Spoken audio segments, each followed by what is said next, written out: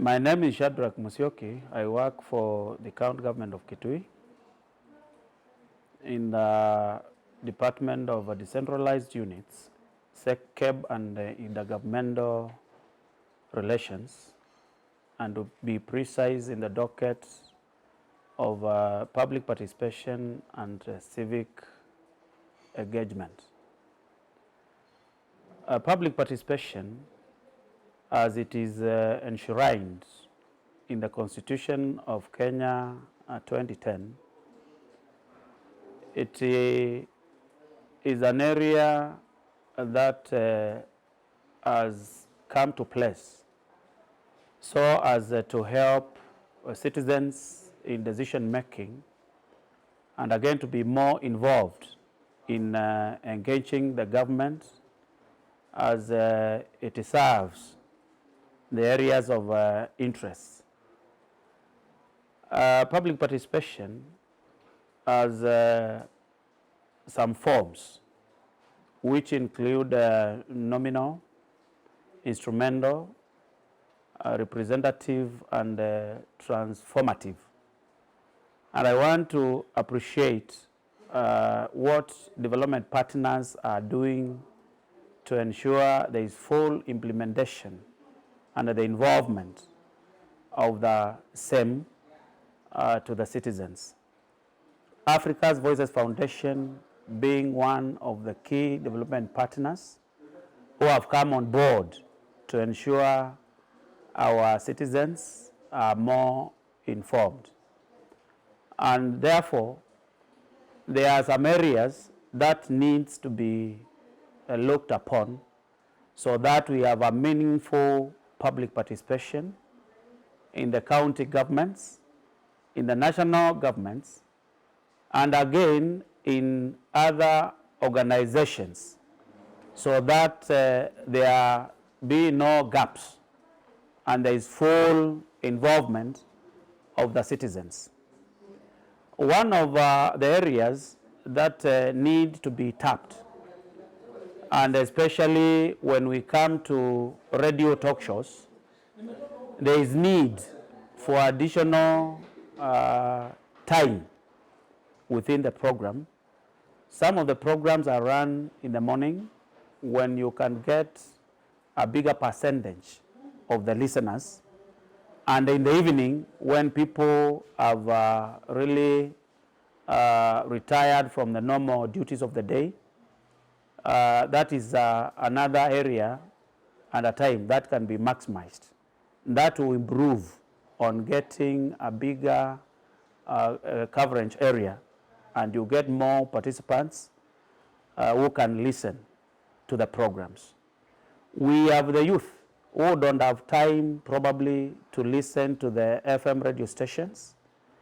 They can be engaged through the social media sites because they tend to have a lot of time, and again with the shifting of how things used to be done before and the current world of technology, so as to engage the youth and their voices to be heard more loudly, and they get the involvement of their views. It is important that that area is looked upon. In addition, there are people in the community who don't have time for the radio FM stations. Others are not informed as it pertains the social media sites.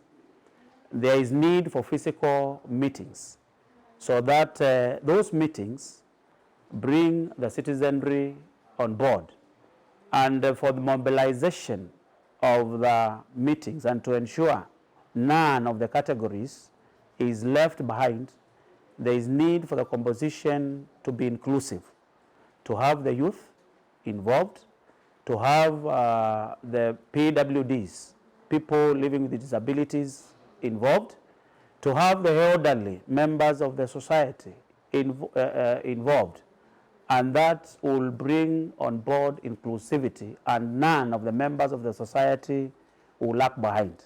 There are other avenues that can be used so that you reach a bigger population of the citizens.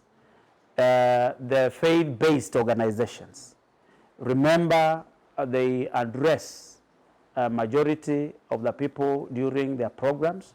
So that is also another avenue that can be used.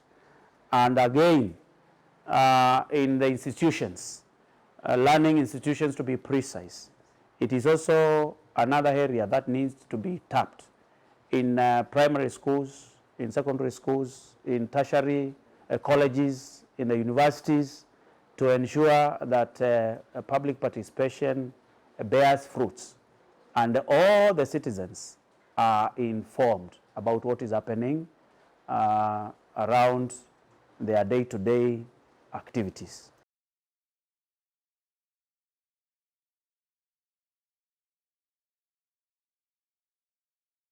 It is true, with the spirit of public participation, it is the involvement of the citizenry in decision making, and again their involvement in the utilization of the resources that serve their interests.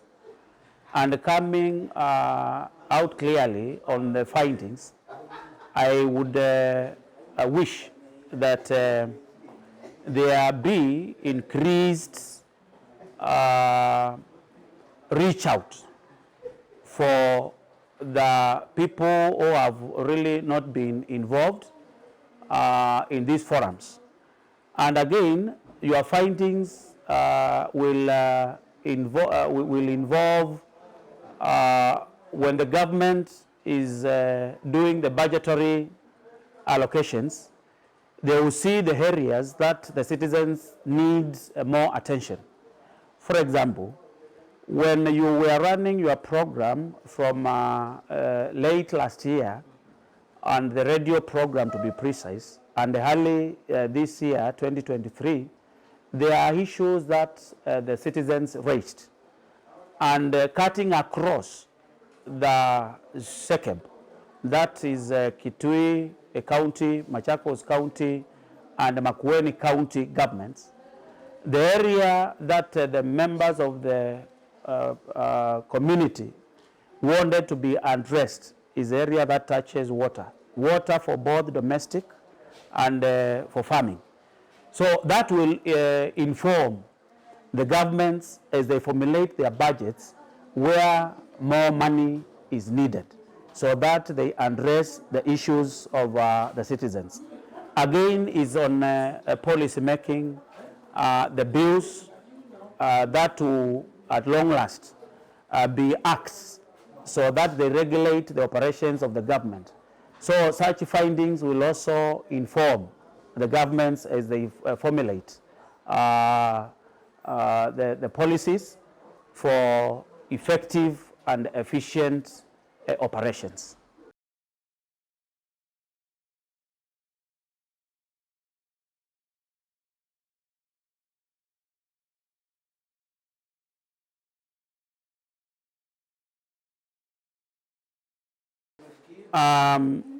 When an informed community gets involved to the programs and they get to understand, they are encouraged to participate in these processes.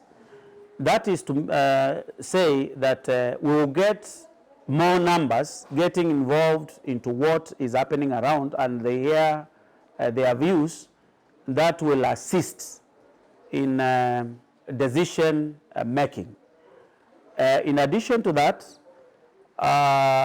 besides the increased numbers, the members of the community will be more informed, and they will fight for what is theirs. They will also agitate for what is their rights, and they will reduce the duplication of the programs.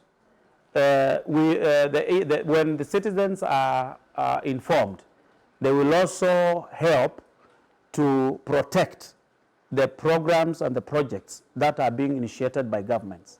A good example, if you do a road with the involvement of the citizens, they will protect the sustainability of that road, the sustainability of that water project, the sustainability of that health facility, the sustainability of that education related institution.